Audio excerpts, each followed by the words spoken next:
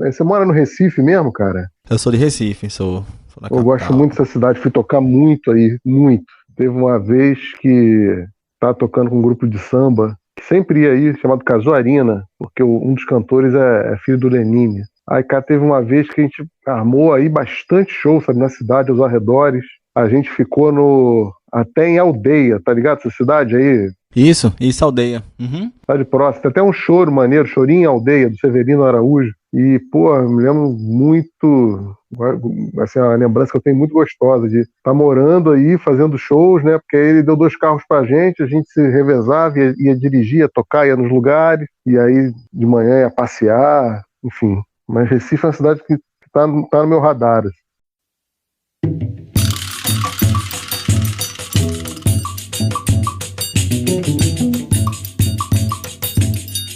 E aí, pessoal, tudo bem? Jade Tavares aqui, nesse que é mais um episódio do Repercuta Podcast.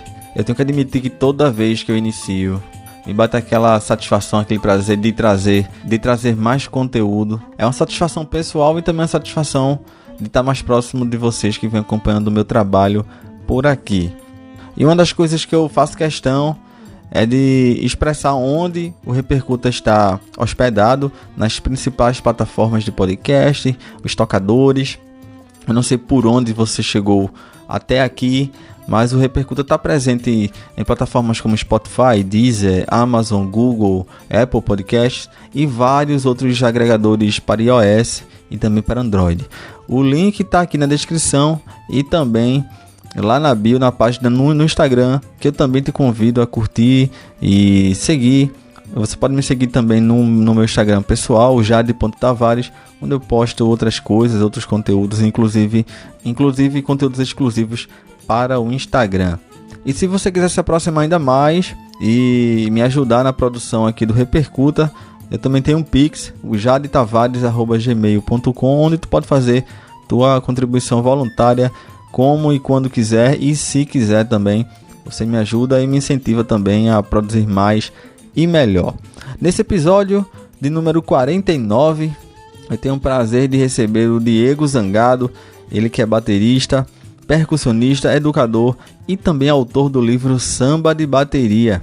Já conhecia parte do trabalho do Diego, mas foi através do livro que a gente se aproximou e resolvi convidá-lo, trazer aqui para o Repercuta para a gente trocar uma ideia tanto sobre a trajetória musical dele, de vida, e também, é claro, sobre a feitura do livro. O Diego tem mais de 20 anos de experiência, tendo tocado em festivais importantes na Europa, no Japão, na África, América do Norte e do Sul, e também rodou bastante pelo Brasil, como você vai perceber nesse bate-papo aqui, acompanhando artistas como Lenine, Miúcha, Chico Buarque, Sérgio Ricardo, a banda Casuarina e Amandu Costa, fazendo parte também do grupo de choro Galo Preto. E também, é claro, eu puxei para o assunto a produção solo do Diego também, que conta com um álbum e com um single. E dando aula, ele também rodou o mundo, sempre levando a brasilidade, a cultura brasileira e o samba mais fortemente para fora do país. O livro Samba de Bateria, que ele escreveu em parceria com o baterista e também educador Fernando Baggio, está disponível no site da editora, a Tipografia Musical, e também na internet da vida você encontra fácil. Todo o processo de escrita do livro, e também, é claro, você fica sabendo que o Diego pensa sobre pontos importantes da carreira musical e da forma de ver o mundo, na verdade. Foi um bate-papo muito satisfatório para mim e que tenho o prazer de trazer para vocês aqui. Espero que tu fique até o final, te ajeita, se tiver na rua, se tiver em casa, se tiver quieto ou quieta ou se tiver em movimento, esse é o Repercuta Podcast. Muito bem-vindo e muito bem-vinda.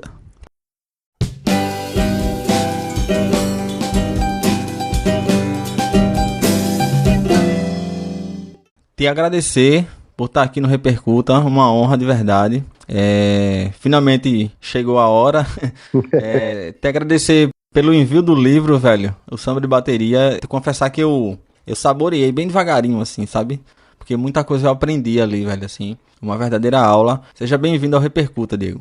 Pô, eu que agradeço, meu caro, agradeço aí ao seu convite, suas breves palavras aí de elogio, e aos nossos queridos ouvintes aí do futuro. Eu costumo dizer isso também, que a gente viaja no tempo com podcast, porque eu tô falando com alguém no futuro. Veja que coisa. Acho massa, acho massa. A gente tava falando em off, eu queria começar essa conversa contigo, puxando um gancho do que a gente tava conversando em off. Você falou que se mudou durante a pandemia e tal. Já é o segundo ano de pandemia, daqui a pouco a gente já vai pro terceiro. Como tem sido essa rotina de você começar, assim, você voltar a tocar, se é que parou de vez, e também as aulas. Você é educador, você toca em vários eventos, tanto menores como acompanhando bandas também. Como é que foi esse período da pandemia? O que é que mudou e como é que tá voltando? Bom, a pandemia foi um período terrível da humanidade, né? Digo assim porque foi muito sofrimento mesmo. Eu não vou romantizar sofrimento, foi terrível. Tive sorte de sobreviver, né? Perdi muitos amigos, familiares, gente querida. Então, eu sempre faço essa homenagem a eles, né? E para gente, para nossa profissão, músico, educador, é um pouco terrível, né? Porque o pessoal das artes está sempre na trincheira, né?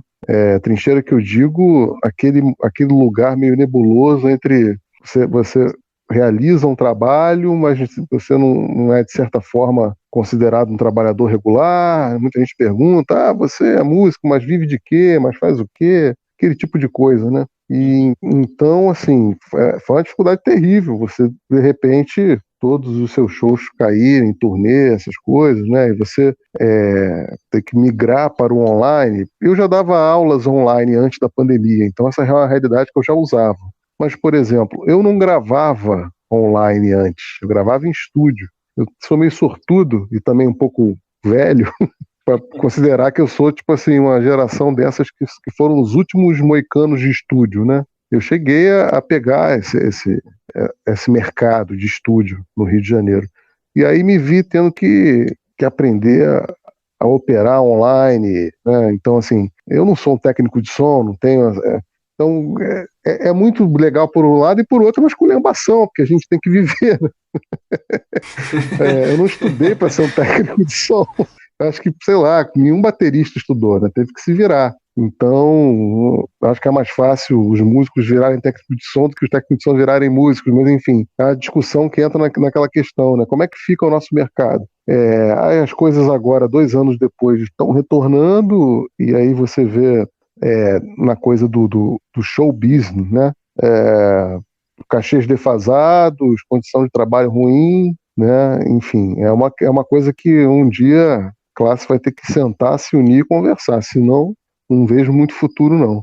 A parte de educação, ela agora a gente está começando a experienciar a volta dela, o que é muito bom, né? Você poder voltar a dar aulas presenciais, poder presenciar essa coisa da transmissão, né? De tocar junto com o aluno, a aula online é muito legal, como eu disse, é uma ferramenta que eu já usava antes, mas a aula presencial tem o seu valor. Tem 20 anos já de carreira, né? Uma curiosidade minha também é isso. Como é que tu equilibra a questão das aulas?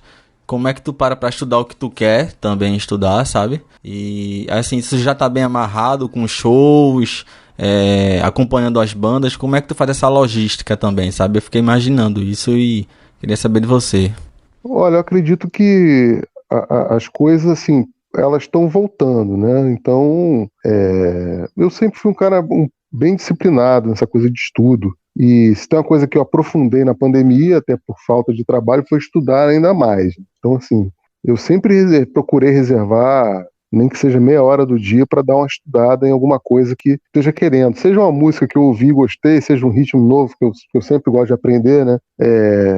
Eu brinco muito. Eu tenho essa coisa dos ritmos afro-latinos, então escolho um país, escolho um ritmo e vou lá correr atrás daquilo e tentar trabalhar a adaptação daquilo. Tem a coisa da linguagem dos tambores, né? Que tem o Macumba Shops, que é você tentar fazer aí os shops de bateria dentro dessa tradição afro-brasileira, né? Então, eu tô sempre tendo que estudar coisa e técnica, né? A coisa do slide, da vassourinha, né? Essa técnica de tocar samba rápido. Então, assim, estudo, cara, nunca falta. É uma coisa de focar o que você quer, né? Agora, a parte depois de 20 anos de carreira, eu vou te dizer que você começa a olhar mais para os seus projetos, começa a olhar mais para as suas, o seu trabalho em si, sabe? Por exemplo, eu sempre tive esse lado de educador, eu sempre estudei isso, então aconteceu a coisa do livro, foi maravilhoso, mas assim, já estou pensando qual será o próximo livro, como é que vai ser, o que que eu quero, o que que eu não quero, esse tipo de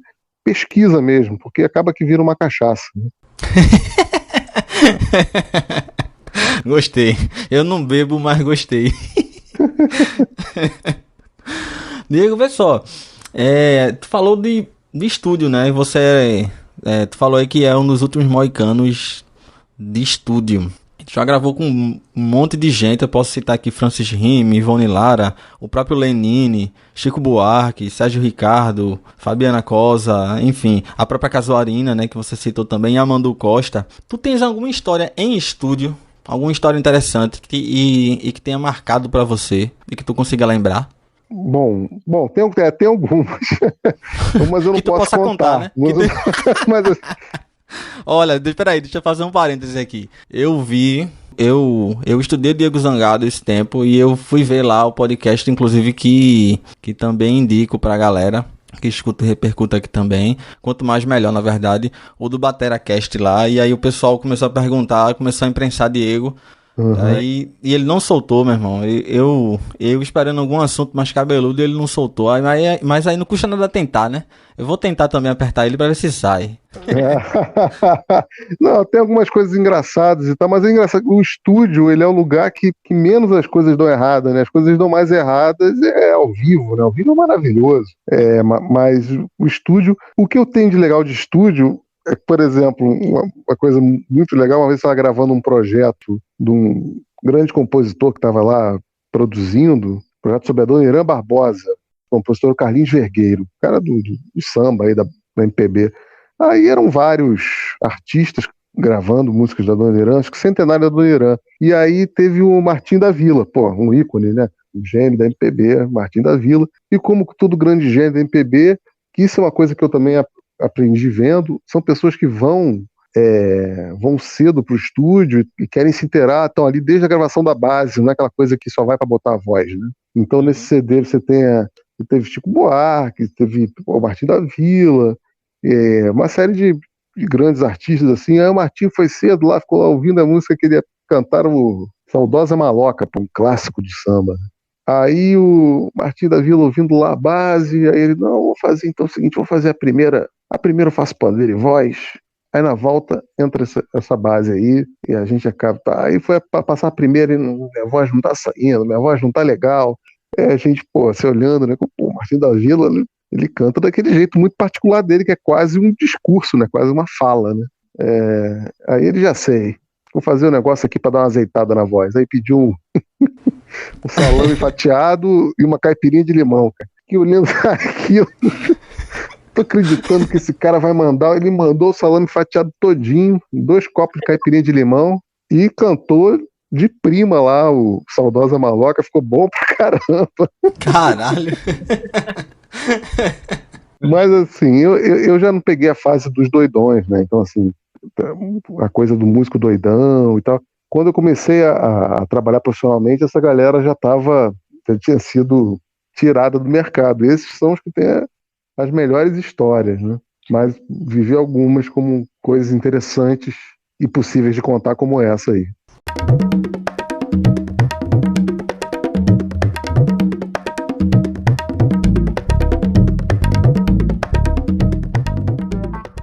Tens a faceta do estúdio, a faceta dos shows e a faceta educador, né? E tu já deu aula, Diego, em vários países, né? Japão, Angola, Taiwan, Argentina, Sim, Alemanha, sim, né? sim.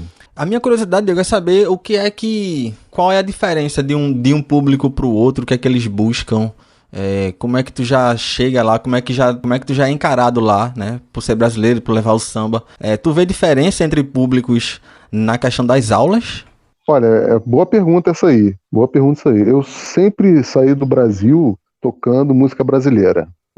Samba, MPB, bossa nova, chorinho, né? E me considero realmente felizardo por isso e o cara até, né, abençoado, né? Porque é um sonho e é isso. E nesses festivais, o que o público quer são justamente ritmos brasileiros, ou uma especialização em algum dos ritmos, né? Geralmente, no meu caso, samba, ou choro, ou afro-coisas, né? Afro-ritmos. Então, assim, é mais para esse lado. E aí você vê que tem uma questão que, assim, eu me comunico em inglês, em espanhol, arranho italiano, falando as besteiras em francês, e vamos nessa. Mas a comunicação principal é pelo som, né? E pelo som é maravilhoso, porque, por exemplo, eu vi pessoas que consomem muito a nossa cultura, muito mais do que a gente aqui, que são japoneses, né?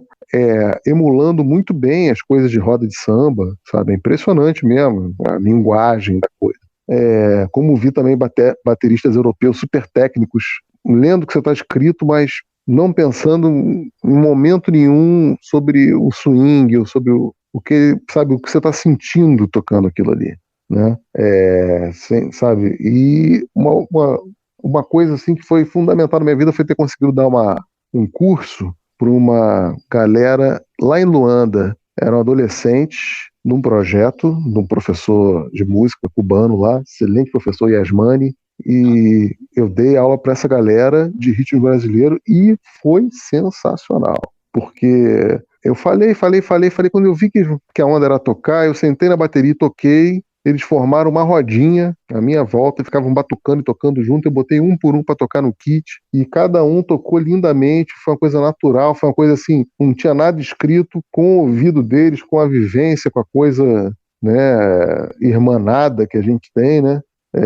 Eles sentaram lá e foi o povo que eu vi que chegou mais perto assim da gente ritmicamente. E depois eu fiquei lá aprendendo os ritmos deles e eles me zoando que eu tava tocando que nem um gringo, e óbvio, eu era um gringo tocando os ritmos deles. Isso. Que foda, que experiência da porra deve ter sido, velho. Foi foda. Massa. Essa mesma dinâmica, Diego, puxando pros shows. Tu tocou em todos os continentes, né? Uhum. Algo também assim, eu vou pra tal lugar e eu vou ter que fazer isso, ou vão esperar isso de mim, ou no outro lugar não se espera isso de mim. Tem essa régua já na tua cabeça, assim, ou cada vez é uma surpresa diferente? Acredito que cada vez é uma surpresa, né? Se você tem lugares, pô, talvez o lugar mais difícil de fazer show seja no Brasil, não seja fora do Brasil. Né? Pô, cansei de estar em shows sensacionais, como, por exemplo, se puder Mandu, Papel Mandu, show em praça, né? Ou, sei lá, Wagner Tiso, e a gente tá tocando uma praça e o cara tá, toca Raul, toca, pô, isso não existe em outro lugar do mundo que não seja no Brasil, né? E essas coisas assim, engraçadas. Mas assim, tem lugares que, como eu falei, na Ásia, pô, no Japão, o público que vai nesses shows de música brasileira, eles consomem muito nossa música, nossa cultura, falam português fluente. Então é meio que você está tocando para uma galera que está ávida ali, conhece seu trabalho, sabe, acompanha. É uma experiência que é diferente você tocar, às vezes, numa sala de concerto muito formal na Europa, que as pessoas vão porque elas vão. Entendeu? O que é maravilhoso também, elas vão porque ninguém aguenta ficar vendo Netflix, elas querem consumir cultura. Mas muitas vezes elas vão às cegas mesmo, sem saber, confiando que aquela sala de concertos lá apresenta uma programação de qualidade boa, né? Então tem esse outro lado. E aí é um público às vezes mais frio, que não entende, que não sabe da coisa, né? Então é variado. Aqui no Brasil, tu já tocou no Brasil todo, já rodou o Brasil todo, né? Acredito. Cara, já. Eu acho que sim, já rodei o Brasil todo. Capitais eu já toquei em todas, sim. Qual lugar que tu poderia escolher? Sei lá, um lugar que tenha sido especial. Tu já falou daqui de Recife, ainda bem. Mas nessa dinâmica que tu falou agora, né? De que dá mais trabalho tocar aqui. Qual lugar aqui no Brasil que seja mais parecido que você tenha tocado com essa dedicação do público? Olha, vou falar o seguinte. Vou falar dos shows mágicos, né? E depois falar de coisas que só acontecem no Brasil. Pô, dos shows mágicos. Cara, eu tive um show mágico em Recife. Pra você ter ideia como um dos shows mágicos que passaram pela minha carreira, eu vou lembrar de dois. Um foi em Recife, 2005, um projeto Pixinguinha. Eu estava acompanhando o Francis Raime e a gente estava fazendo um show na Praça do Arsenal. E no momento final do show, assim, rolou Vai Passar, que é um sambão dele com Chico Buarque, tipo samba enredo, assim, e a gente tocando. E o povo, ele tava pulando, cara, a praça tremia.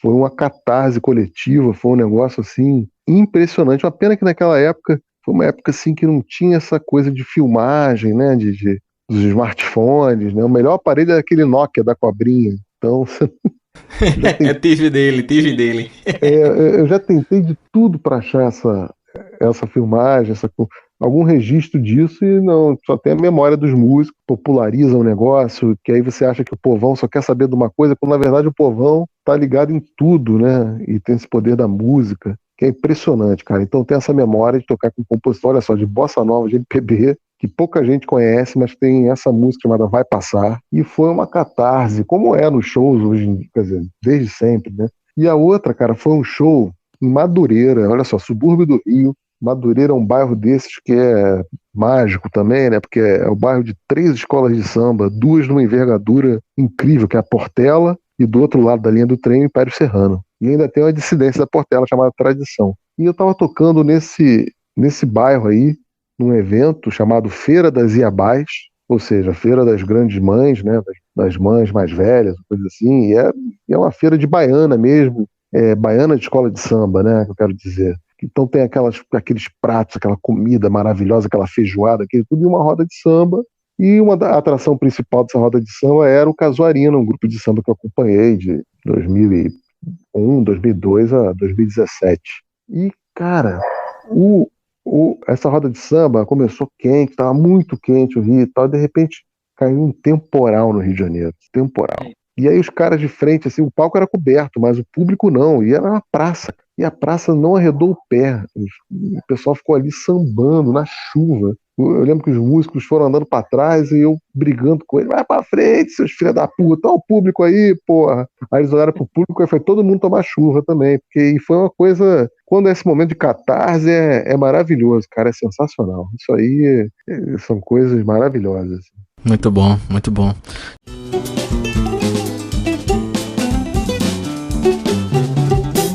Tem um grande nome, cara. Eu já acompanhava, pelo menos por rede social e fazendo pesquisas, né? De bateria, volta e meia eu escutava o Diego Zangado ou lia Diego Zangado lá. Enfim, são muitos anos de carreira, dando aula, tocando. Tu começou aos 17, não é isso? A coisa do profissional, assim, a coisa de descobrir bateria foi velho, né? Que loucura. Tem que ver que fontes são essas, bicho. Que fontes são essas aí que tu tá usando? Olha, de acordo com as minhas fontes aqui, você começou aos 17, mas aos 20 tu já tava tocando, tu já tava no meio, já tava em plena atividade. Queria saber de tu, nesse começo, nesse início, qual foi a principal dificuldade? E se tu chegou a pensar em algum momento em fazer outra coisa da vida, não sei. Olha, cara, assim, eu pensei, é bom falar isso, senão as pessoas vão achar, pô, o cara pegou na paqueta a primeira vez aos 17 anos. Não é bem isso, cara. Eu fui musicalizado em terreiro. Minha família frequentava terreiro, né? De uma umbanda chamada Molocô. É uma umbanda misturada com candomblé. Com todo respeito, eu também não sou sacerdote, mas hoje em dia eu entendo assim, dessa forma. E nem sou mais umbandista, mas entendo dessa forma. E eu comecei a ser musicalizado com 5 anos ali dentro, cara, tocando tambor, entendeu? E aí, quando eu tinha uns 10 não, quando eu tinha uns 12 para 13 e tal, ganhei um pandeiro. E aí eu ficava olhando, enfim, eu sou carioca do Rio de Janeiro, ali da Lapa. Então, assim, samba e choro sempre foi uma coisa muito, muito real para mim, muito próxima, né? Eu ficava vendo as pessoas tocar e eu tocava junto, tocava na minha cabeça, né? E depois em casa eu ficava imitando. E aí eu ficava, pelo que eu observava, escutava, eu ia para casa e ia me auto-regulando, né? Lembrando o movimento de mão, pensando na sensação e tal. E aí comecei a tocar choro com os amigos, assim, de brincadeira, 14, 15 anos, né? Aí veio essa época do rock and roll e eu peguei um baixo, arrumei um baixo com um amigo, e aí tava tocando baixo, uma banda de rockinho, uma coisa assim. E aí quando estava tocando o cover lá do Led Zeppelin, Starway to Heaven, e o batera não conseguia fazer aquela viradinha do final de jeito nenhum, né? O negócio tava ruim ali, e aí eu sentei na bateria e mostrei pro cara, não, cara, segura meu baixo, ó, essa virada é assim, eu fui fazendo todas, e a banda inteira olhando, tipo assim, caralho, bicho, que loucura é essa? E eu também, bicho, que loucura, hein, porra, parece que eu sou baterista, o cara, bicho, troca, o baixista é o baterista, e deram o baixo pro a gente trocou de instrumento, né? Acabou que ele tem o baixo lá até hoje, eu virei batera, né, cara? Então, assim, mas eu já tinha umas noções de ritmo, eu já tinha uma certa musicalização, eu só não era formalmente musicalizado. Depois eu fui correr atrás de técnica, né? Tocava com aquela cara e coragem, né? Conhece aí, o cara tem técnica, não tem nada, ele vai com a cara e com a coragem e com o ouvido, né? Então, só para explicar, assim. Aí eu fui correr atrás, cara, fui correr atrás, escola de música, já tinha esses amigos que tocava choro, né? E aí eles também estavam se profissionalizando, na verdade. Então, eles viram que eu estava correndo atrás, eu já tinha uma porta aberta nesse sentido, porque minha família não tinha ninguém de músico, né? E aí o próprio bairro que eu morava tinha uma efervescência cultural muito, muito grande, Jadir, muito grande. Eu lembro que eu tinha, sei lá, 17, 18 anos, eu ia no bar e quem estava tocando era o seu Nelson Sargento, da Mangueira. Eu vi Bete Carvalho, entendeu? Eu vi o maestro Paulo Moura tocando choro, depois eu fui tocar com o maestro Paulo Moura. Então, assim, é uma coisa que era da época, né? Eu vivi isso, tive essa felicidade de viver isso.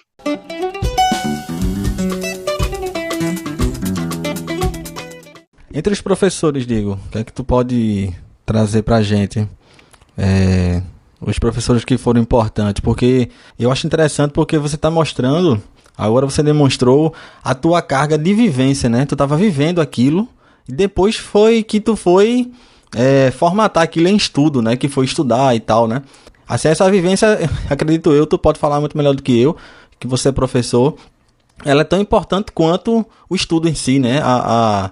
O teu convívio orgânico ali dentro do samba, no teu caso, com a cultura do samba, né? Aí eu te pergunto isso com relação aos professores, quais foram importantes para tu? Eu acho que todos foram, né? Sim, mas o que é que tu pode destacar nesse sentido de eles conseguirem aprender essa tua vivência e formatar ela em estudo, em rotina, né? Enfim. E potencializar isso tudo, né? Eu devo muito, assim, eu tive um professor maravilhoso. Eu sou de uma família classe média para baixa no Rio de Janeiro. Então, assim, eu também, a coisa de eu ter começado tarde foi por um lado bom, porque eu pude pagar os meus estudos, pude correr atrás dos meus estudos, eu não tinha esse apoio familiar. Eu trabalhei com outras coisas antes de ser músico, né? Eu tive que trabalhar para poder pagar instrumento, estudo, essas coisas, né? Então, eu fiz uma prova para a Escola de Música Vila Lobos, que é uma escola bem tradicional aqui do Rio de Janeiro, que é estadual, né? E ela tem um curso básico e um curso técnico. Então eu comecei a estudar com o professor Eliseu Costa, que era, na época, o timpanista solista da Orquestra do Teatro Municipal do Rio de Janeiro e também tinha sido baterista da noite. Então, ele tinha um leque enorme de possibilidades para mim, e eu tinha deixado bem claro para ele que o que me interessava mesmo era a bateria e essa coisa do baile. Eu não queria ser músico de orquestra, né? Mas tudo bem, me fez estudar lá as peças de caixa. Eu estudei barrafônicos, né? Vibrafone, marimba, é um inferno, cara. Aí depois, tímpanos, que também é outro inferno. Quer dizer, é do caramba, mas quando você pensa que existe todo um estudo sistematizado para isso, que é antigo, né? E que é bem diferente de bateria, cara. Aí que eu fico... rígido, né, Diego? E rígido, né? Rígido demais, rígido demais. Eu fico cada vez mais fã tem um monte de músico sensacional que toca, sei lá, vibrafone pra caramba e toca bateria pra caramba. Esses aí eu sou fã ao máximo, porque é muito complexo, né? Eu preferi me especializar na bateria. Então eu tive esse professor, o Eliseu, que é o professor folclórico aqui do Rio de Janeiro. Ele foi aluno direto do Edgar Nunes Roca, o Bituca. Então a gente tinha só material do Bituca, método do Bituca, as coisas sempre do Bituca, e é uma escola que formou muita gente, né? Márcio Bahia, Juninho Moreira, Jorge Gomes, eu sempre estou esquecendo gente, acho que o Paulinho Black também é formado lá, o Fábio Pascoal, filho do Hermeto. Então, assim, é uma escola pesada, né? E com essa formação de preparar o aluno para ser, sei lá, um multipercussionista, porque essa era a ideia do Bituca, né? O Bituca era batera mesmo, mas ele curtia essa onda da multipercussão, porque aí o cara faz de tudo, toca de tudo. Eu não cheguei nesse ponto não, fiquei só no ponto do batera mesmo. Porque perto da outra galera, cara, eu sou, porra, sei lá, muito desleixado, assim. Mas me deu a sabedoria e a dinâmica de sempre separar um tempo de estudo, né? Sempre você vai ter alguma coisa para limpar, alguma coisa para você aspirar, né? Almejar, que também não adianta, né? A gente vive de música, a bateria serve à música, qualquer instrumento musical serve à música. Exatamente. Né? Instrumento musical sem música não sei se pode falar o termo aqui, acho que pode, né? Punheta, né? Pode falar, fica à vontade. É punheta. E punhetação, cada um sabe da sua, ninguém quer ficar mostrando pros outros, é besteira. Aulas, teatro, você também tem experiência com espetáculos em teatro, shows acompanhando bandas. O que apenas cada área dessa te trouxe, sabe? O que é que só o teatro te proporcionou? Que são, assim, porque é música em formatos diferentes, né? Eu te digo pra vida mesmo, sabe? Sim, eu sou apaixonado pela música, cara. Eu fiz de tudo para ser músico, eu dei tudo pra música. Eu gosto de pensar nela como quase uma deusa, uma entidade, que sei lá, talvez ela seja mesmo, né? A coisa pra mim, o pessoal fala, pô, mas como é que pode, com 17, você pegou a bateria e com 20, 21 já estava tocando profissionalmente, que assim, eu era e sou fominha da música. Fominha, onde tinha roda de choro eu tava, onde tinha roda de samba eu tava, onde tinha show eu tava, onde tava, então assim, meio que vivia para isso. E eu tenho esse amor pela performance, cara, até hoje. Tenho esse amor pela performance. Se eu vou fazer um show, pode estar lotado, pode ter 5 pessoas que eu vou fazer um show foda, dentro daquilo que eu me propus, sabe? Sem querer, né, inventar nada. Mas a energia que eu entro é essa, uma energia alta, né? Energia assim de uma sinergia muito boa, de querer apresentar e dar o seu melhor. E por conta dessa coisa da música tá acontecendo, que para mim às vezes o mundo é tão doido que quando a música não tá acontecendo é tudo ilusão. As pessoas falam assim, o palco é uma ilusão e tal, talvez seja, mas para mim quando eu estou fora do palco é que começa a ilusão. Quando estou no palco é tudo real, tudo. Então assim, o teatro ele vem como uma extensão disso, né? Porque teatro eu faço musical, né? Não sou ator. Uma peça ou outra que eu faço eu posso até ganho falas, faço piadas e tal, porque eu sou um camarada piadista, mas, pô, não sou ator. Eu faço pela performance musical, né? Então, uns trabalhos que eu fiz muito com o Sérgio Ricardo, um compositor sensacional, vitimado de Covid, que era essa coisa de... Ele é um cara que era ligado ao cinema novo. Fez trilha sonora de um monte de filme. Então, pô, o show dele, a gente tocando com cenas de filme atrás, sabe? Esse tipo de coisa que depois virou batida. Depois tem um monte de show que rola isso, mas aqui no Brasil, acho que ele foi o primeiro a fazer esse tipo de coisa e com filmes que ele mesmo fez trilha sonora, e às vezes a gente tocando a trilha sonora daqueles filmes, né? Então, assim, são coisas que eu acho que as artes, em certo ponto, elas se encontram, se complementam, né? Então, eu trago essa resposta aí, cara. Eu sei que foi meio bem confusa, mas para mim faz um sentido total. Assim, eu tenho amor pela performance, naquele momento ali eu dou total energia para entrega. Confesso para tu que agora eu fiquei, assim, a tua resposta, eu me identifiquei e me fez pensar agora essa coisa do real, de ser real a performance, sabe? E quando termina o show é que é ilusão, acho. Eu vou guardar essa, me fez pensar. Boa. Pense. Pra você que tá escutando esse episódio do Repercuta, eu tenho que destacar aqui também que o Diego, ele... As marcas que te apoiam, né, Diego? Eu tenho que passar por isso também, não posso deixar passar. A Canopus, né, nas baterias, desde 2014. Bateria japonesa maravilhosa. A Los Cabos, nas baquetas, desde quando, Diego? A Los Cabos é mais recente. Eu conheço desde 2017, mas a parceria é mais recente, é 2021.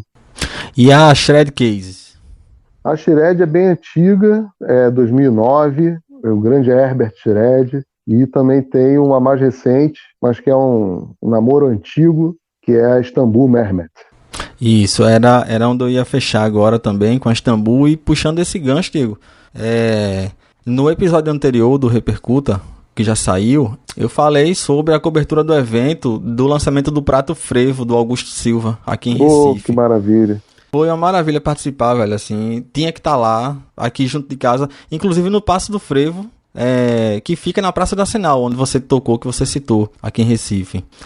Queria te perguntar também, porque tu também tem esse privilégio de ter um prato assinado por você, né? Que é a linha Bossa da Istambul. Eu queria que tu falasse um pouco do processo, porque assim, quem é da área de bateria sabe da burocracia que é, junto aos turcos e tal. Eu queria que tu explicasse um pouco como aconteceu o convite e tal, porque, velho, também é um motivo pra gente celebrar, do mesmo jeito que celebra qualquer outra coisa, assim, no... Sim, deixa eu contar essa história, que essa história é boa, na verdade, né? A primeira vez que eu vi um prato turco foi em 2005, cara. E eu fiquei doido. Quem me mostrou, foi um show que eu abri, não me lembro que eu sei que eu fui tocar em Salvador, e o baterista era o Tito Oliveira, e o Tito me mostrou um ride da Bósforos.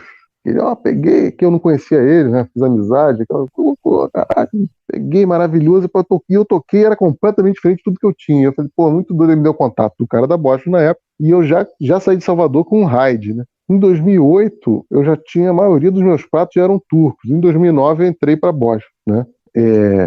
A Bosch vindo para o Brasil, aquela coisa toda, parará. Em 2011, meu contrato virou internacional. Aí eu tive lá, eu ajudei a fazer o hi-hat samba, que era um hi-hat de 13, e com 3 furos, lá a gente fez uns testes, eu tocava uns pandeiros, a gente tocava o hi-hat para ver se frequência, né, não batia e tal, isso me deu um certo know-how.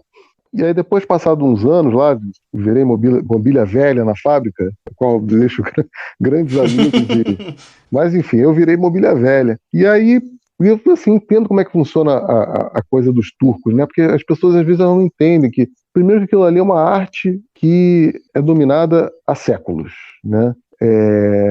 O Mehmet é talvez o mestre de pratos mais velho do mundo, tá? O Mehmet começou com 11 anos na fábrica do Keropzildjian, olha isso, né? Então, assim, é um cara que... E ele tá com 90, então é um cara, né? Assim, eu conheci quando eu ainda era endorse da Bosch. Agora que eu sou da Istambul, que começou há pouco tempo, eu ainda não fui lá como endorse da Istambul. Então, assim, é um monstro, é um gênio, né? Então, assim, o que as fábricas turcas produzem no ano é o que essas fábricas top americana produz no mês. Não tem como você querer que sejam uma qualidade igual, entendeu? Não tem como. Lá é um processo 100% artesanal. Não tem comparação. Eu acho que é mais fácil você comparar com coisas que estão surgindo aqui, marcas de gente aqui, ou gente ao redor do mundo que vai para a Turquia, estuda e abre coisas aqui. Que, por exemplo, é o caso do prato lá do Augusto, né? Que com certeza deve estar maravilhoso, muito bem feito. Porque a gente que, parou e foi estudar, e foi correr atrás. Não tem essa mentalidade de fábrica, de linha de produção, porque sabe que esse tipo de coisa vai tornar aquele som automático, né? Todos os pratos com o mesmo som. Enquanto que o legal do prato handmade cada prato tem um som diferente, né? As características são iguais, mas tem sempre uma coisinha diferente. Então, cara, quando rolou o convite de migrar, e eu agradeço muito ao distribuidor nacional, que é um cara que é sensacional, meu amigo das antigas, é o Vitor Bubi. É um músico sensacional, cara. Não é só um businessman, não é só um especialista em produto, é um músico, sabe tudo de bateria, sabe tudo de prato. E aí a gente começou a conversar sobre essas coisas das séries, da Istambul, e tinha uma série lá que estava dando sopa, que a história é simplesmente essa. O Kiko Freitas era endócio da Istambul e foi para Peste e largou o modelo, enfim, o modelo dele ficou lá, ninguém sabia o que fazer, pegaram o ride dele e deram o nome Bossa. Aí ficou assim, mas esse nome é nosso, né? Bossa é uma coisa, né, brasileira. Na verdade, pode ser até francês, mas é brasileiro. Aí o Vitor começou a pedir alguns tipos de raio de bossa, mexendo no fundo dele. Mexendo no fundo, deixando um prato mais mole, mais dark ainda, mas com uma certa definição, com o que as pessoas chamam de ping, quando na verdade o termo certo é stick, né, que é o som da madeira no prato. Isso é uma definição, né, bem teórica. Você pode falar do que você quiser, tá, gente? Pode até me mandar tomar no cu por causa disso, mas você vai falar com um turco, se você quer ping, você vai falar para ele que você quer stick. Se Se você falar que você quer ping, ele vai entender que você quer um Mega Bell Ride de heavy metal, entendeu? Na cabeça Não sabia cabeça dessa, não deles sabia é desse isso. termo. Ping pra eles é isso. Você quer esse som amadeirado, gostoso, dark, bem definido, super articulado, é stick.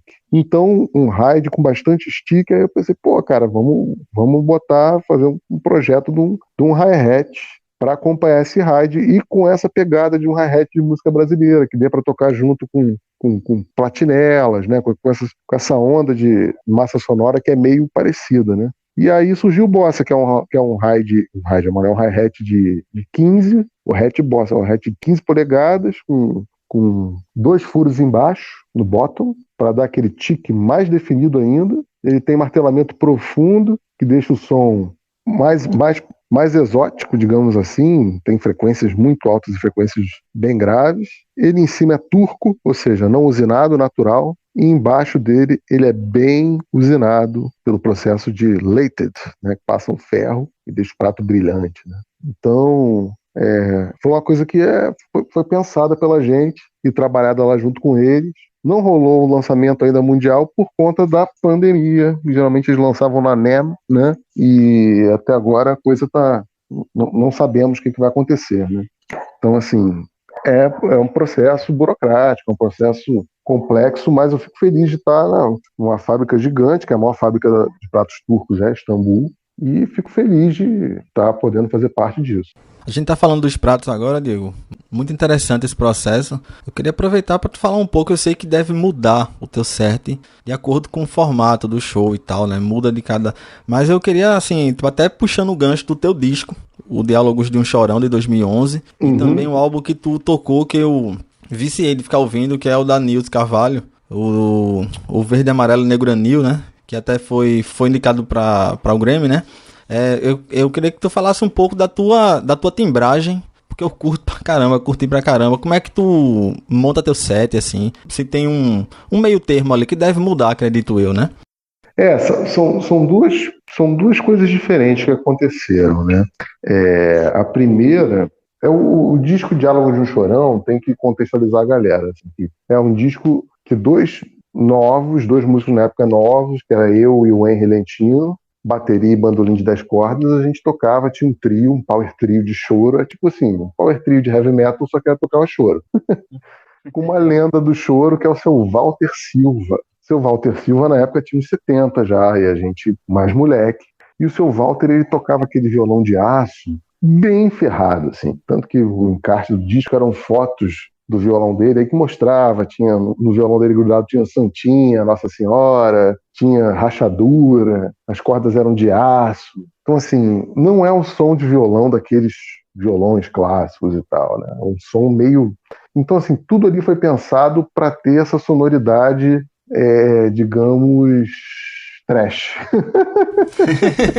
Porque não adiantava a gente botar nessa época, ainda não era cano, mas eu tinha uma Yamaha Maple Custom, bonitona. Porra, não adiantava botar essas coisas assim. O Henry correu atrás de um bandolim com problemas, eu corri atrás de uma Tama, Imperial Star. E a coisa dos pratos também são pratos que eu toquei ali, tem coisas assim mais, digamos, estridentes do que eu costumo tocar, né? Então, o que eu gosto de fazer aí sim na music, também já é um tipo de set que é mais... Tem coisa dark, mas tem que ter algumas coisas de explosão, né? O que eu faço é que eu não uso mais crash, né? Eu só uso hide e shine. E é isso que as pessoas às vezes não entendem, assim. Que surpreendente, velho. Uso splash e tal, mas assim, é um setzinho que eu montei que mais ou menos a funcionalidade dele é assim. Eu tenho 2 hi-hats, e são os dois meio parecidos, só que um é sempre mais com som trash, né? Aí eu vou ter 2 hides, um 21, outro 22, e aí eu vou ter 2 shiners, só que assim, um dos shiners, ele na verdade, de tão fino que ele vira um trash crash, né? Uma coisa meio assim, às vezes eu conduzo nele, e o outro é um shiner normal, tipo switch mesmo, e um é 21, o outro é 20, né? E é só isso que eu uso. Às vezes eu boto um splashzinho e tal, mas eu não uso mais, nem tenho mais crashes na minha... Você tem que procurar aqui ver se eu acho um crash.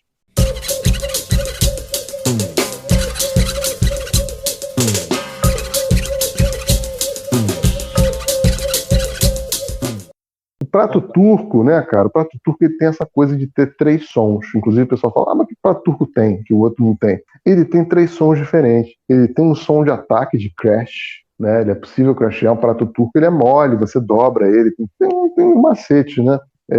Para você tocá-lo. Então você pode crashear, você pode conduzir no corpo, aí já é um outro som, e o som da cúpula é diferente também. Então, são aquele prato que é 3 em 1, sabendo usar, sabendo mexer, né? Agora é óbvio, eu sempre indico, por exemplo, eu toco agora com 5A, antes eu tocava com 7A, já faz uns anos que eu tô tocando com 5A. Eu falo que é o máximo que você pode chegar, com uma baqueta 2B, para tirar som bonito para turco, é muito foda mesmo.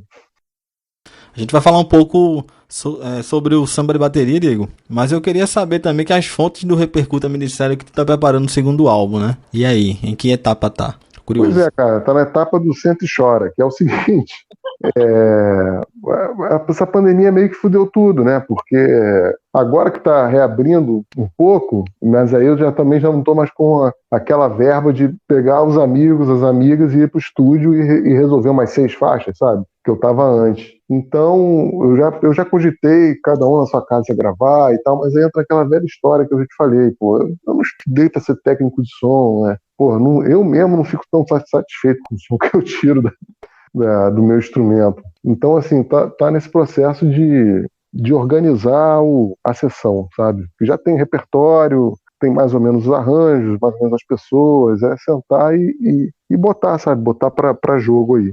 Cara, eu vou ser sincero, as coisas vão entrando, né? Vão aparecendo e agora tá indo pra última das opções. Esse segundo disco já teve quentíssimo, já tem até um single dele, né? Só que ficou no single mesmo.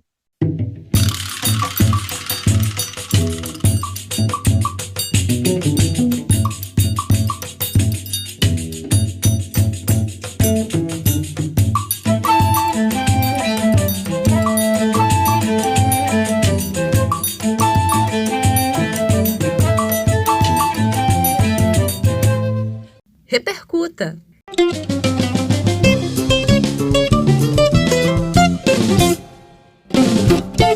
Diego, eu queria entrar agora a falar sobre o samba de bateria, o teu livro escrito em parceria com o Fernando Baggio, né? Sim. Tô olhando para ele aqui e aí? Para repetir que eu li saboreando, cara, porque assim, até acelerei a leitura, porque eu digo assim, senão a gente vai passar meses e eu não gravo com o Diego, né? Que foi combinado de eu ler primeiro. É muita história que tem no livro, né?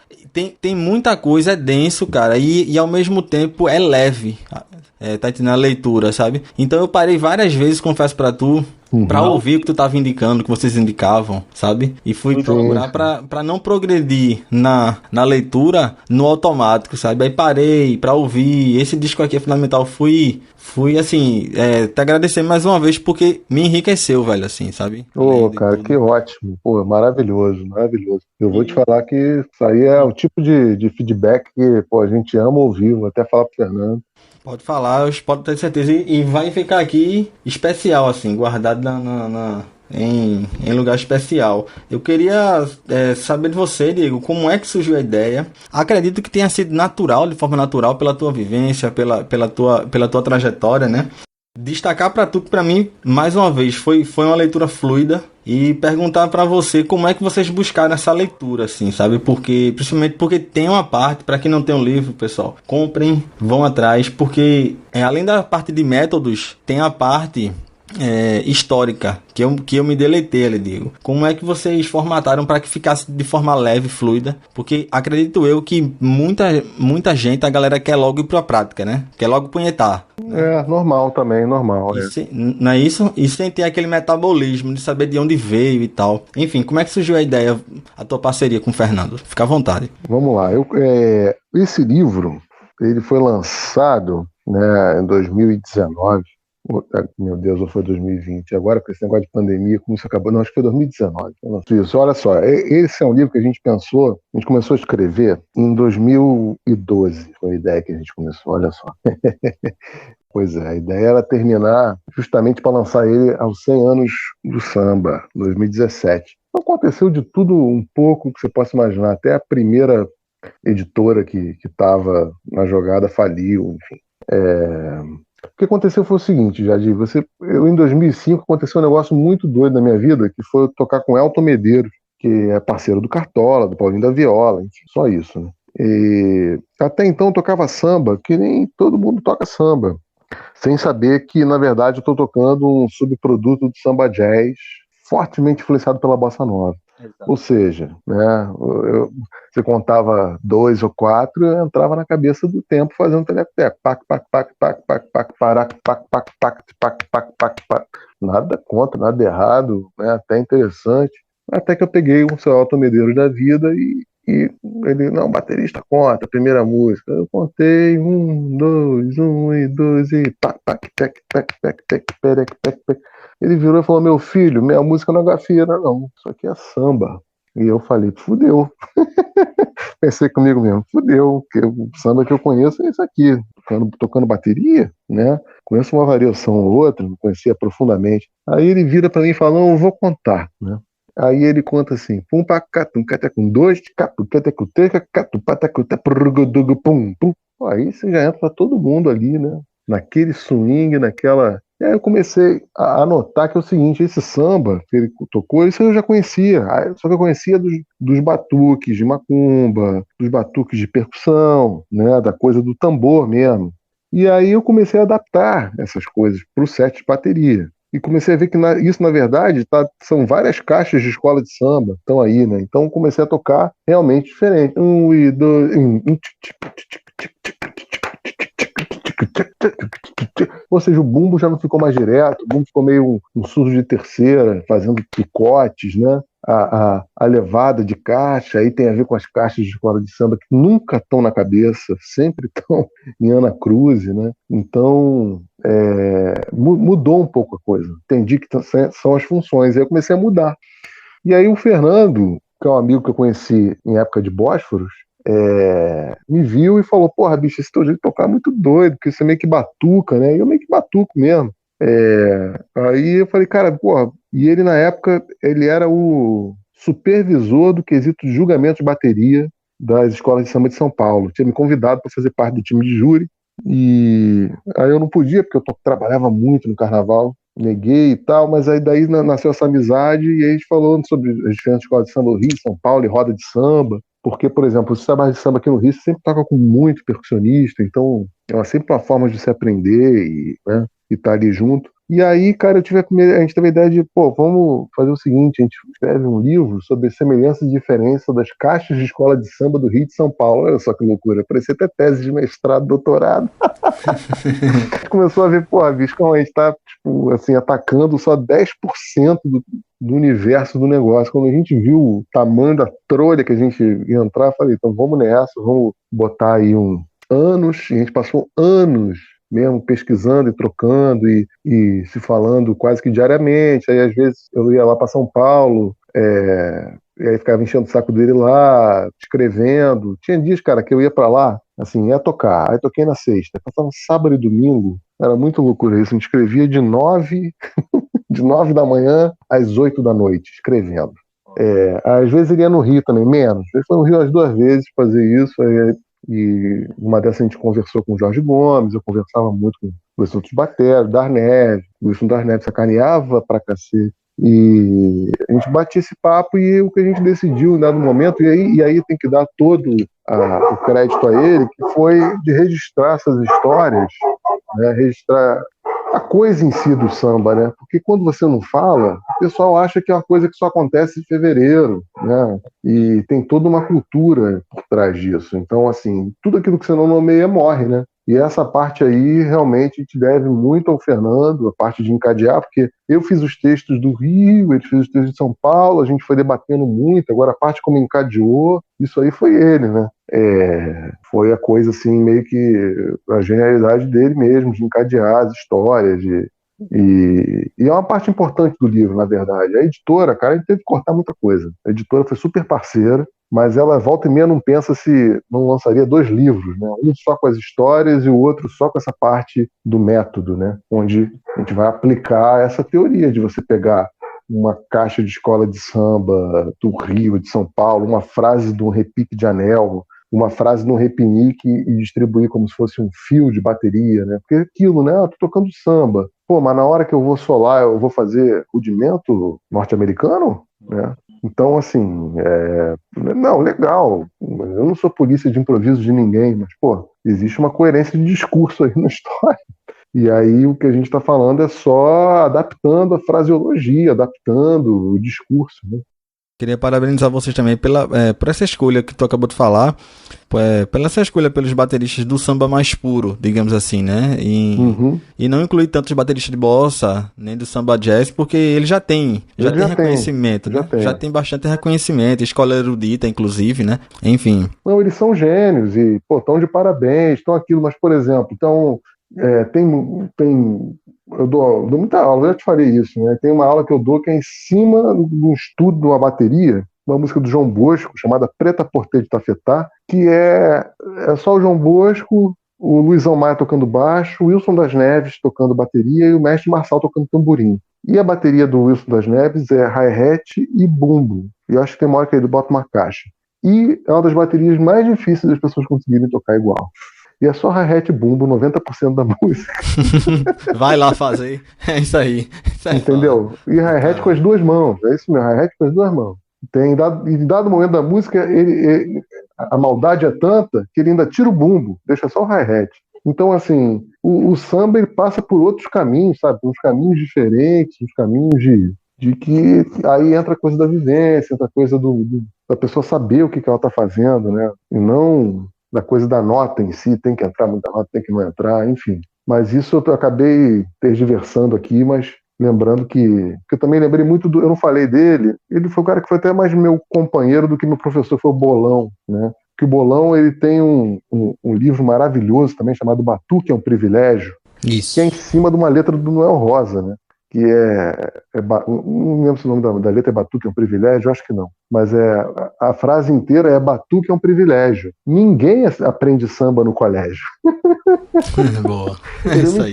Ele omitiu a segunda parte do livro para poder, né, da letra, para poder vender o livro. Mas a segunda parte do livro diz, Batuque é um privilégio. Ninguém aprende samba no colégio. Então, assim, tem esse dado momento que a pessoa tem que ouvir, consumir, né? Ela vai ter que consumir. Até o ponto dela fazer um samba, aí é outra história. Quando ela estiver fazendo, tá lindo. Mas assim, é isso que você fez. Consumir disco, consumir outros materiais, outros livros, filmes.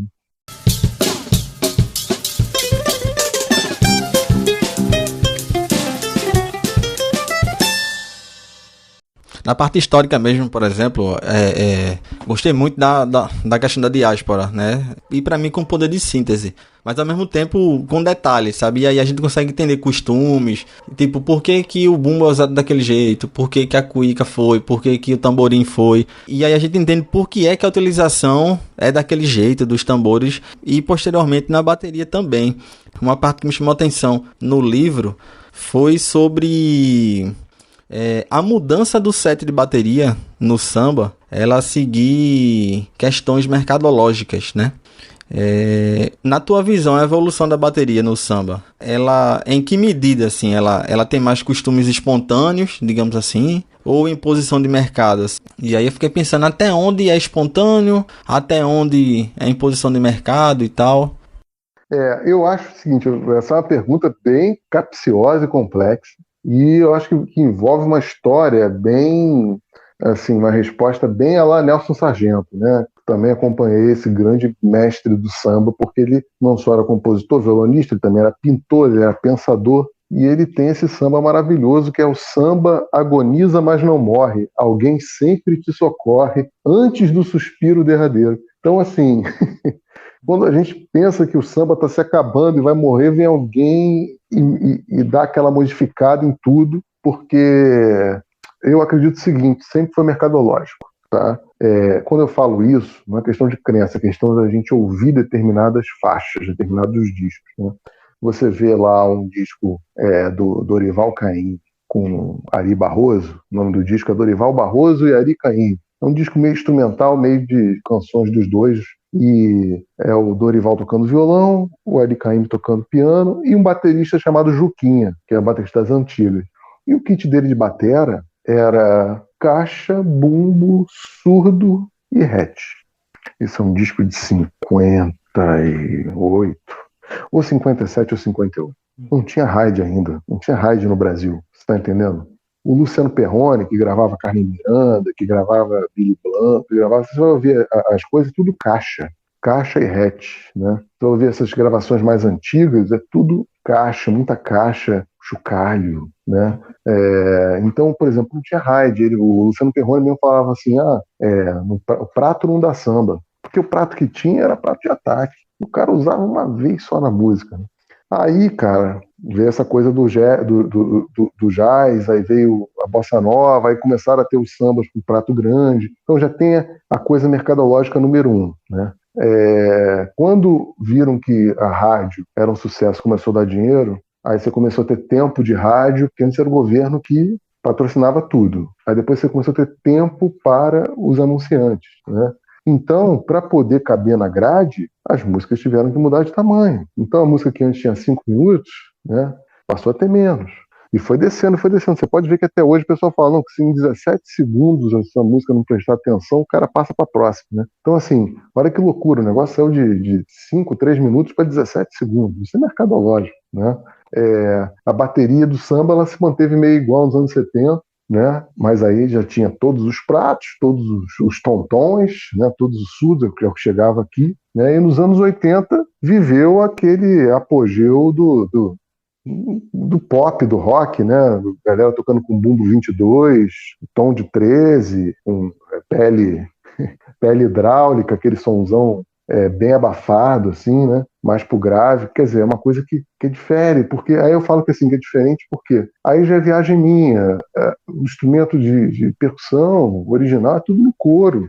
Tudo canta pra caramba. Vai ver uma bateria de escola de samba. Porra, todos os tambores cantando. Pim, pom, pom, pim, pom, né? Tudo assim, tem nada abafado, né? Você vai na roda de samba, pô, também não tem nada abafado. Você pode ter super agudos, mas você tem os instrumentos graves, você tem o tantã, você tem o repique de anel, você tem o surdo, você tem até o pandeiro de couro, né? Então são coisas mais graves, assim. E também as mais agudas, repinique, tamborim, caixa e por aí vai. Então, assim, eu tendo a achar, eu gosto, falo, pô, Diego, você está falando isso, mas sua bateria é uma bateria de jazz japonesa, é verdade. Mas eu gosto sempre do tambor cantando. Eu gosto daquele som, o tambor canta porque o tambor na roda canta, porque o tambor, né, do folclore canta, né? Mas eu vejo que, pô, a evolução é constante. Hoje em dia, antes da pandemia, fui gravar um pagode, porra, apareceu o Chick Corea Electric Band, cara. Negócio assim, Palácio das Convenções, difícil pra cacete até o negócio engatar. Então, assim, é uma linguagem que sempre entrando do samba é uma boca faminta, né? Só que chega no final, quando você acha que não tem mais samba, vai aparecer alguém e vai, socorrer ele, cara. Outra coisa que eu gostei muito, Diego, no livro, apesar de vocês focarem, né, no Rio e em São Paulo, vocês perpassam ali as outras dissidências em outros estados, né, como Pernambuco, Bahia, né, Sim. Maranhão, tal, que eu também não tinha ido atrás, me chamou a atenção. E outra coisa também dos formatos, né? No ritmo em São Paulo, por exemplo, que eu conhecia bem menos do que o do Rio, eu achava sinceramente que o samba em São Paulo era só, entre aspas, a cópia, né, do Rio, e foi muito interessante aprender isso também. O de roda, o rural, o samba de bumbo, o tambu. Eu queria saber de tu, qual momento foi mais difícil durante a escrita do livro? Se teve algum momento, sei lá, para checar uma fonte, que tinha alguma informação desencontrada, rolou algum nó para vocês, assim, dizer, porra, como é que eu vou sair disso aqui agora? Enfim. Não, teve sim, olha só. Teve um nó que existe um problema que é o apagamento histórico, cara. E o livro, essa parte de história, bate justamente nisso, que é um problema que você vai até determinado lugar e depois é um apagamento histórico ferrado. Porque a história do samba está muito ligada à história da diáspora africana, né? Onde tem guetos de negros, ex-escravos, tem essa mistura, ali tem essa história de troca de cultura, ali com certeza vai ter história de samba, né? Então tem esses sotaques diferentes. Um momento bem difícil do livro é o seguinte: as escolas do Rio elas têm padroeiros que são orixás, né? E os toques de certas caixas são em homenagem a esses orixás. Então falam que a Mangueira é orixá Oiá, Inhaçã, né? Portela, Oxóssi, mas a Mocidade também é Oxóssi. Aí você fica aquela coisa assim, a gente tem relatos de pessoas das escolas que falam isso, a gente tem relatos de ogãs que falam isso, só que os toques não são simplesmente os mesmos, não são relativamente os mesmos. Pode ser que lembre, entendeu? Então, é uma informação que a gente debateu muito, e pelo fato de não ter uma consistência histórica, e aí, nesse caso, musical, eu posso falar assim, lembra, mas eu não posso falar que é baseado, não tenho aonde me basear nisso. Aí ia ficar muito opinião do Diego ou opinião do Fernando, entendeu? Então, foi uma coisa que a gente bateu muita cabeça e resolvemos não adentrar muito nisso. Óbvio, quando a gente está falando sobre o livro, em palestra, eu acabo tocando. Vou e toco. Ó, falam que essa aqui lembra esse toque aqui. Vocês acham que é igual ou não? Né? As pessoas, não sei. Né? Viram uma coisa meio... A gente usa educativamente, né? Porque é tudo Brasil, no fundo, né? E são coisas que são muito parecidas mesmo, mas não teve como a gente... Esse foi um ponto, uma encruzilhada aí que ficou em aberta no livro mesmo. Vamos ver se escavações arqueológicas revelam, mas eu acho difícil. Pois eu confesso pra tu que foi esse ponto também me chamou a atenção, e eu disse, eu tenho que perguntar isso ao Diego, mas eu acho que meio que tu já respondeu, se o livro não deixa um gancho, né, pra falar das caixas especificamente, sabe? As caixas das escolas. Fiquei pensando assim, se não daria outro livro, tá entendendo? Pois não, Jadir, a gente tentou realmente, é aquilo, se você vê a bibliografia, tá tudo muito embasado, sabe?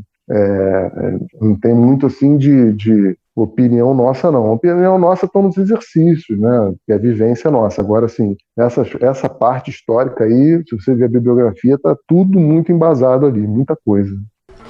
A gente falou um pouco agora da questão mercadológica, eu lembrei de tu acompanhar o Wilson das Neves, eu curto muito, e eu fiz um audiodoc aqui pro Repercuta, em alguns episódios anteriores, e eu usei esse trecho, inclusive, ele citando o quanto mudou as levadas das escolas, né? Que ele até fala assim, virou tudo marcha, né? Não é mais samba. É tudo acelerado demais. Tu achas, Diego, que essa coisa do Carnaval de São Paulo, ela seguiu do Rio. Uhum. Mas houve um certo gap, né? Mais de 30 anos depois para se oficializar, né? Qual o motivo principal que não entrou antes, sabe? Que não se decidiu por isso antes, assim? É questão de resistência mesmo? De tentar manter as raízes? Ou algum outro motivo? Eu acho que foi político mesmo, cara. Foi motivo político, né?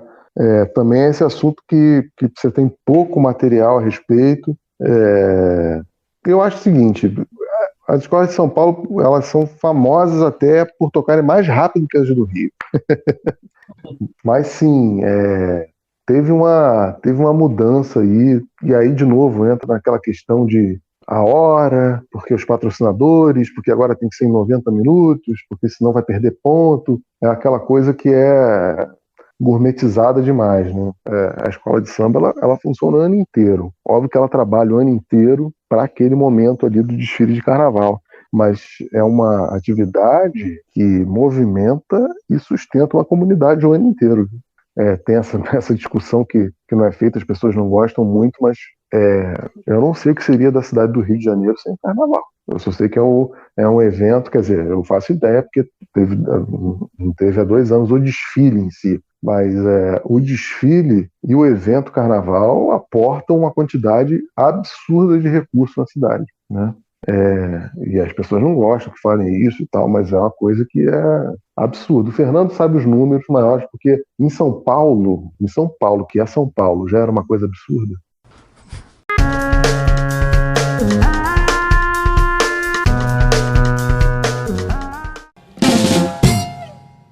Na parte dos métodos, Diego, a segunda parte do livro, que é muito rico em detalhes, velho. Me chamou a atenção a quantidade de detalhes, assim, que vocês conseguiram adaptar, né? Que vocês conseguiram transcrever sobre adaptações de levadas e viradas, né? E também adaptando para vários instrumentos, como tamborim, a própria caixa, o repenique, o pandeiro, enfim. Algum desses deu mais trabalho? Qual que foi mais rápido? Quais que vocês tiveram que buscar mais fontes? Porque acredito que grande parte das transcrições, adaptações, vem da vivência de vocês também, né? Da rotina de tocar, né? Tem algo que chame a atenção entre esses instrumentos, assim, algum que foi mais dificultoso, enfim? Sim, muito. As coisas de repique de mão que a gente usou, e eu acho que de repinique também, de escola de samba, foram os mais difíceis, mas muito, muito mais do que o outro, porque são instrumentos de vagabundo, né? Eu gosto de brincar. É instrumento que se tu não for malandro, tu não toca, rapaz. Isso aí é aquela coisa, porque você pode até se achar malandro, mas vai chegar alguém mais malandro que você e vai tocar mais que você. Aí quando você achar que aquele cara é o malandro dos malandros, vai aparecer um outro mais malandro ainda do que ele. Então é um instrumento de vagabundo, rapaz. É um instrumento que ele fica floreando por cima de todo aquele mar da percussão, né? São instrumentos que não tem essa função de... A bateria de escola de samba e a roda de samba, ela pensa em função. É isso que a galera não entende. A função é marcação, né? Os graves, eles são a marcação, mas também são solistas, né? O surdo terceiro é um grande solista. Aí você tem o carrego ou preenchimento, que aí vai entrar caixas de escola de samba, chocalhos, pandeiro, né? Vai entrar, né, esse universo assim mais que tem roda de samba também, e você tem lá os solistas que ficam ali passeando, costurando, né, fazendo coisas, que é tamborim, repinique, repique de mão, que aí é aquela galera que ela tá tocando, mas ela não tem preocupação nenhuma em carregar, em marcar, né? Ela só pontua, só contraponto, né? Então, para você escrever determinadas coisas nesse sentido, é complicado, porque você pode escrever, mas tem que botar lá junto, com o swing, sabe? Tome 2 cachaças e toque imediatamente depois. Né? Tem que viver aquilo. Tem que viver aquilo. Como uma dobradinha, tome uma caipirinha, durma 1 hora, acorde, toque o que está escrito, entendeu? Tem que ser uma coisa... A pessoa tem que estar no estado ali daquela malandragem, porque isso eu sei porque eu já vi estrangeiros, né, grandes bateristas tocando o que está escrito ali, mas sem a noção do swing, sem o sotaque, vira um negócio, vira outra coisa, né? E Diego, aquela coisa, né? Não é só a obediência mecânica dos 4 membros e da mente, mas é tocar com o corpo, né, velho? Tocar, né? Tem uma intenção ali, sempre tem, né? É engraçado você falar isso, mas assim, é que nem... Eu acho, tá? O pessoal fica torce o nariz quando eu falo isso, mas, pô, são pouquíssimos brasileiros que tocam jazz, né? Você vê um cara tocando jazz mesmo, lá, straight ahead e tal, pô, cara, a cabeça dele tem outro lugar. Nossa cabeça de brasileiro tá, sabe, são pouquíssimos. Ou um brasileiro tocar uma chacareira, né? Ou um brasileiro tocar um guaguancô. Pô, uma vez eu estava na França fazendo um show, um festival, e aí tava um grupo cubano tocando um guaguancô, e, porra, 2 percussionistas, um fazendo a clave no pé, e aquela quebração nas congas e tal. E aí acabou de falar com eles lá, me apresentei e tal. Mas, pô, que maneiro. Eu falei, cara, não tava entendendo nada que vocês estavam fazendo. Não tava entendendo bulhufas, né? Não tava conseguindo sentir o pulso. Aí ele, pô, eu tava passando som, eles me viram passando som, e nesse show eu tocava bateria e repique de mão. E um momento lá, de uma faixa lá do show que eu tinha um solo de repique de mão. Aí os caras, pô, a gente viu passando, viu você passando ali aquele tambor cônico ali. Eu falei, o repique, repique de mão, o repique. Não entendemos nada que você fez. Aí você vê, pô, para mim é super simples aquilo, eu entendo a linguagem do repique de mão. Para eles é super simples o guaguancô. Se a gente trocasse, ia sair uma merda. Eu não tô falando mal da galera que se especializa nisso, mas tem essa verdade aí, não tem a verdade cubana, tem a verdade brasileira, né? Ou a verdade americana. Óbvio que se pedirem, eu vou tentar emular o guaguancô, mas para mim vai ser muito mais fácil tocar o repique de mão. Boa. Pra galera que tá ouvindo, alguns dos nomes que são citados e que aparecem e que tem referências também bibliográficas no livro Samba de Bateria, que foi publicado pela Tipografia Musical. A gente tem Luciano Perrone, Armando Marçal, Milton Banana, Edson Machado, Harry Corazin, Bituca, entre vários outros que estão citados no livro e com a vasta bibliografia, inclusive, né, Diego? De indicações de leituras e de escutas, né? De álbuns, né? Sim, tudo você acha aí nas redes sociais. E no bom e velho Google, não estamos ganhando nada para fazer propaganda dele, mas deveríamos. E os livros é importante, essa bibliografia, porque, por exemplo, o pessoal sempre diz, pô, mas o que de método você usou? Usei muito pouco, a gente usou muito pouco de método, porque não é modéstia à parte falar, o nosso método é diferente de todos os métodos que tem. São pouquíssimos os livros de samba, agora estão melhorando e estão aumentando, né? Mas antes eram pouquíssimos. Quando eu comecei a escrever em 2012, praticamente só tinha o do Bolão, e tinha um livro do Odilon com o Guilherme, que é o Batuque Carioca das Escolas de Samba, o livro do Jucataço de Samba, que é um livro da década de 50, eu acho, ou de 60, não lembro agora. Então, assim, é pouquíssimo. Então, tem muito livro de sociologia, tem muito livro até de causa e contos, né? Quem escreveu o prefácio para a gente foi o grande Ney Lopes. Isso, importantíssimo citá-lo. Um pensador, mestre. escritor, compositor, um multiartista maravilhoso.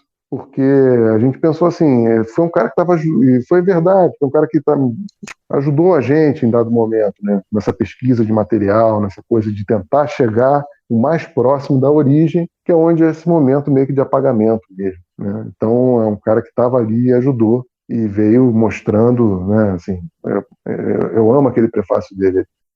Boa. Diego, a gente tá mais ou menos chegando já ao final aqui do episódio, por mim ficava mais 5 horas aqui batendo papo. Que isso. Mas eu queria fazer uma conexão, velho, porque lendo o livro eu fiquei curioso com relação a isso e saber de tu, se tu teve algum momento desse tipo. Porque eu vou citar agora, porque assim, durante o livro, vocês citam bateristas que incorporaram o samba na sua identidade, né? Desde o fim da ditadura até hoje, né? Até descrevendo, inclusive, o set de bateristas mais atuais.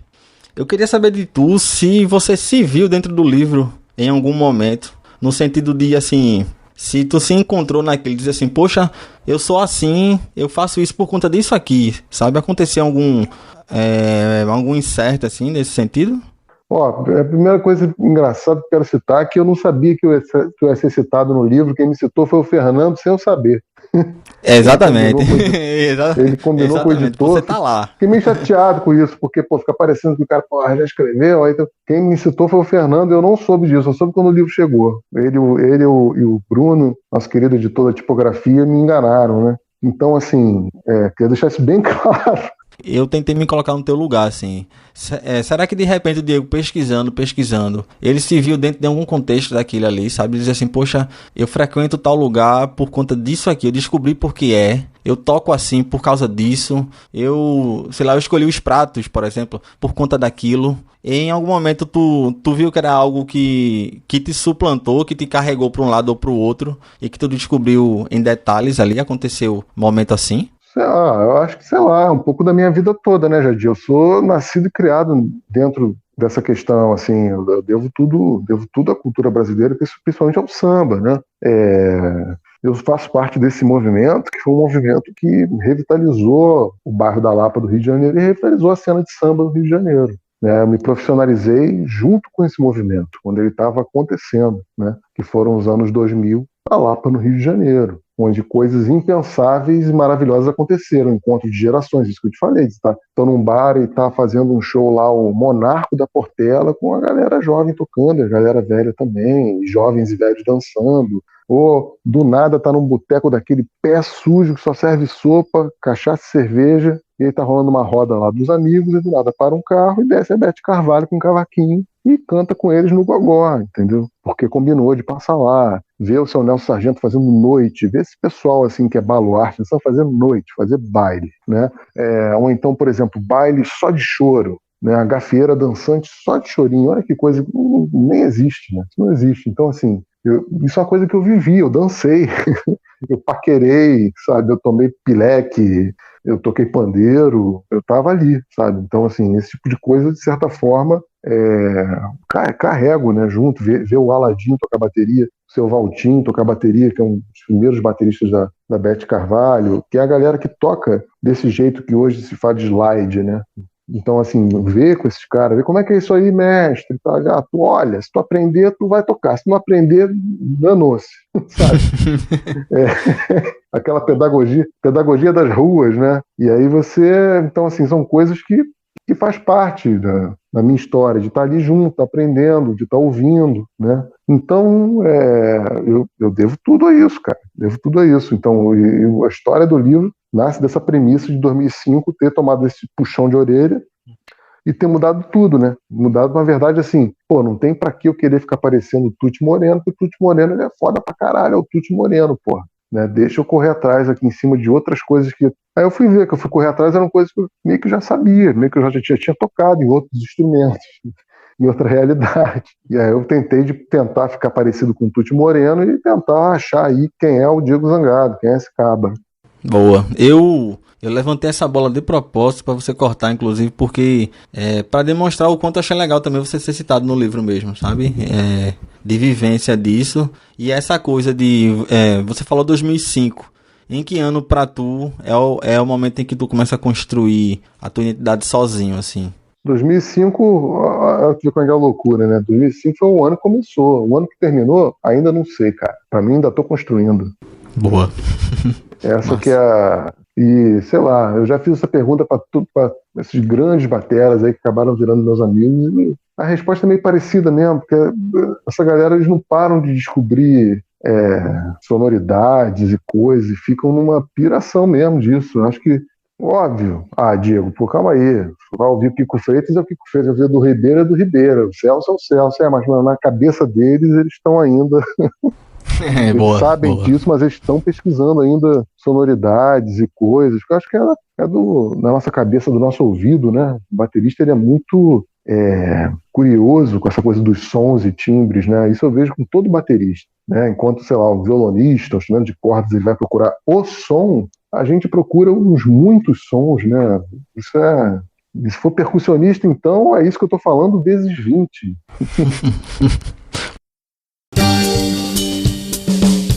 Diego, satisfeitíssimo com esse bate-papo contigo, de verdade. Vim pra Recife, dá os toques, avisa aí, tá? Mas eu queria saber de tu uma última coisa, cara.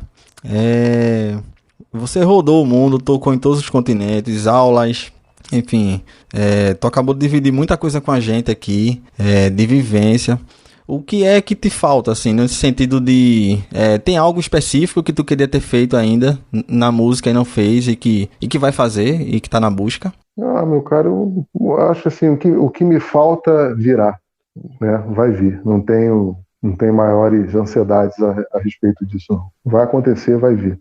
Eu sou grato por isso. E grato por estar conversando com você e com todos vocês aí que chegaram até a esse momento do nosso podcast.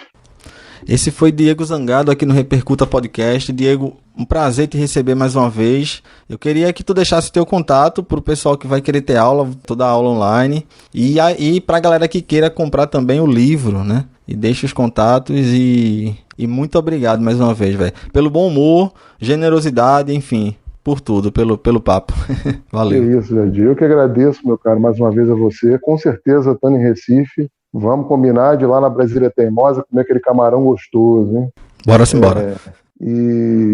Bom, o livro, é lançado pela Tipografia Musical, excelente editora, então sempre dou primeiro o site da editora, né, www.tipografiamusical.com.br. Como a distribuição deles é excelente, você encontra o livro Samba de Bateria em qualquer loja dessas virtuais, Amazon, Estante Virtual, Livraria Cultura, Magazine Luiza, né? Você acha o livro em tudo que é lugar.